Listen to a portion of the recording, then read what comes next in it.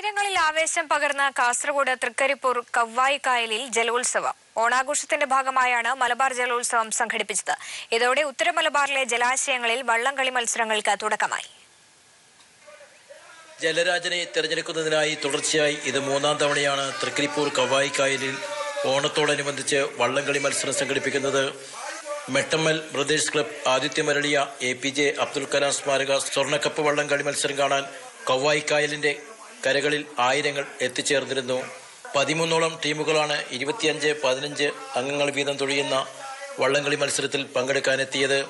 ഇവർക്കൊപ്പം വനിതാ ടീമുകളും പ്രത്യേകം മത്സരിച്ചു. അത്യന്തം വാശിയേറിയ മത്സരത്തിന്റെ ഉദ്ഘാടനം നിർവഹിച്ചത് ആരോഗ്യമന്ത്രി KK ശൈലജ ടീച്ചറാണ്. P Karunakaran MP, M Rajagopalan MLA, ജില്ലാ പഞ്ചായത്ത് പ്രസിഡന്റ് AGC ബഷീർ തുടങ്ങിയവരും സന്നിഹിതരായിരുന്നു. വാശിയേറിയ മത്സരത്തിനൊടുവിൽ 25 പേർ തുഴയും ചുരുളൻ വള്ളം വിഭാഗത്തിൽ പാലിച്ചോൻ അച്ചാന്തുരുത്തി ടീം ജലരാജ കിരീടം നേടി. കഴിഞ്ഞ വർഷത്തെ ജേതാക്കളായ നവോദയ മംഗലശ്ശേരി രണ്ടാം സ്ഥാനക്കാരായി. 15 പേർ വിഭാഗത്തിൽ NGS കാര്യങ്കോട് ഒന്നാം സ്ഥാനവും വയൽക്കര മയിച്ച രണ്ടാം സ്ഥാനവും നേടി.